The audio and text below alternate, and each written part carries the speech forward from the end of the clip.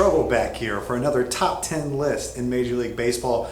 This time around, I check out position number 9, right field. Let's see who I have as my top 10 right fielders of all time. Coming in at number 10 is the youngest player to ever win a batting title. He did it at 20 years old. He manned right field for the Detroit Tigers for a couple of decades, none other than Kaline.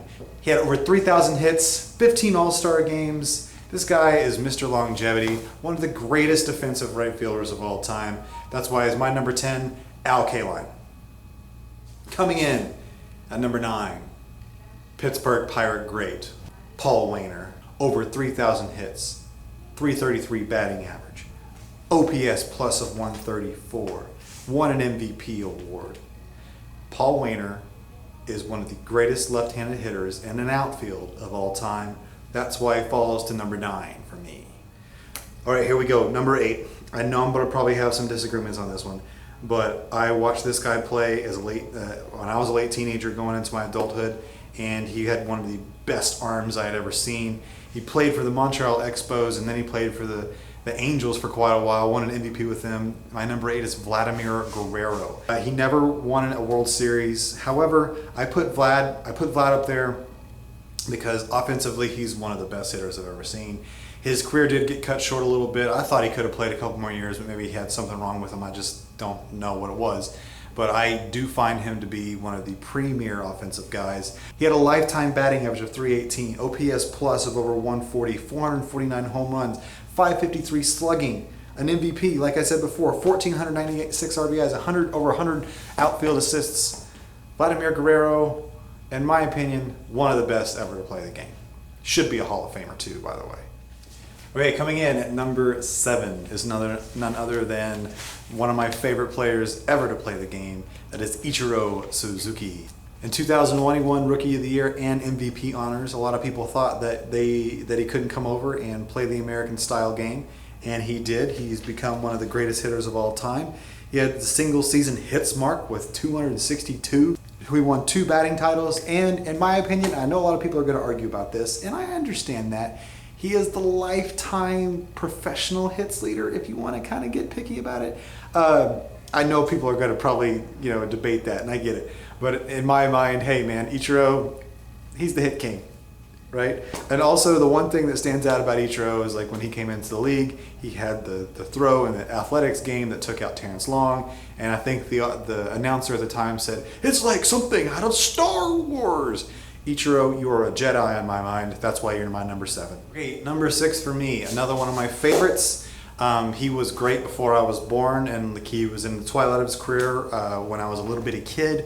But I will always remember this guy for his great personality when it came to being interviewed. That is Reggie Jackson, Mr. October, is my number 6 for right field. 563 home runs, 139 OPS plus, won an MVP, won 5 World Series. He was the straw that stirred the drink. That's why Reggie Jackson is my number 6 of all time. Coming in at number 5 might be somebody that the mainstream baseball fan does not think about in the outfield. This guy was a New York Giant for many, many years. One of the early great home run hitters. Mel Ott is my number 5 for best right fielders of all time. OPS plus of 155, over 1,800 RBIs, 532 slugging, made 11 All-Star games, won a World Series. Mel Ott was one of the greatest left-handed bats to ever play the game. That's why he's my number 5, Mel Ott. All right, coming in at number 4, Mr. Padre, Tony Gwynn. He's my 4th best right fielder of all time. Over 3,000 hits. One of the most consistent hitters of all time. This guy hit 300 every year. So how can you not put him on a top 10? And I keep on asking that same question all the time. How could you not? You can't leave Tony Gwynn off the best right fielders of all time. He's my number 4, one of the greatest single hitters I've ever seen play. He was a childhood hero for me. So Tony Gwynn, number 4. Coming in at number 3, some people might rank this guy a little bit higher, but on my list, there's a couple guys that I want to put ahead of him. My number 3 is Frank Robinson of the Cincinnati Reds and Baltimore Orioles. Frank Robinson was great in right field. He played a lot of left field too, but dominantly a right fielder.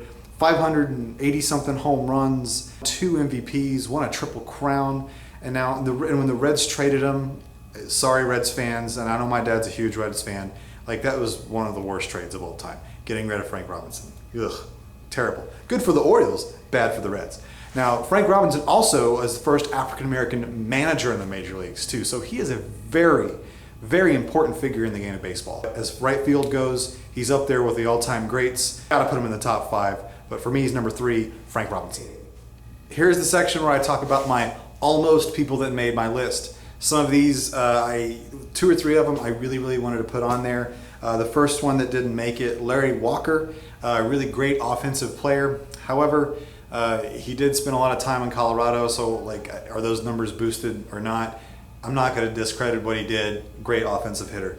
Second, Sammy Sosa. Yeah, he did have 600 home runs, but very controversial figure, you know, so I just kind of kept him off. Dave Winfield, another great right fielder, had longevity to his career. He was really, really close to making it for me. And then Harry Heilman, another great hitter of the 1920s. However, one of the reasons I really kept him off is because he did play during that era of great offense in the 1920s. So I'm not going to discredit what he did, but the other guys kind of outweighed those in my mind. Okay, number 2 for me is the second Pittsburgh Pirate right fielder on this list, and that is none other than Roberto Clemente. I believe that he is the second greatest right fielder that has ever played the game of baseball. If you go back and watch the highlights on this guy, the guy can play right field like nobody ever has in the history of the game. The assist mark was great. He had 3,000 hits. It's just sad for the tragic story of Roberto Clemente that he did pass away because he was trying to help out a charity cause and died in a plane wreck, which is very, very sad. But today he is honored with the Roberto Clemente Award, which he should be, and he's my number 2. So much he has done so much for the game in regards to like not being a great player, but a great person. That's why Roberto Clemente is my number 2 of all time.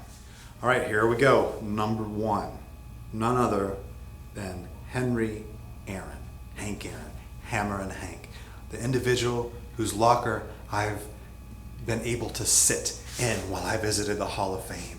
It was one of the greatest feelings I've ever had as a human being, being able to just sit down in Hank Aaron's locker room, like his locker, because it's at Cooperstown, and just kind of like just engross yourself in all of the items that are at the Hall of Fame for Hank Aaron. All-time home run leader before Barry Bonds. I know a lot of people will discount that, but I don't. Home run's a home run. Hank Aaron, in my mind, means just as much to the game of baseball as people like Jackie Robinson, Babe Ruth, Christine Mathewson. He's a hero of the game. And not only what he did on the field, like his constitution off of it. This guy is one of the greatest Americans to ever exist. So Hank Aaron, my number 1 right fielder of all time.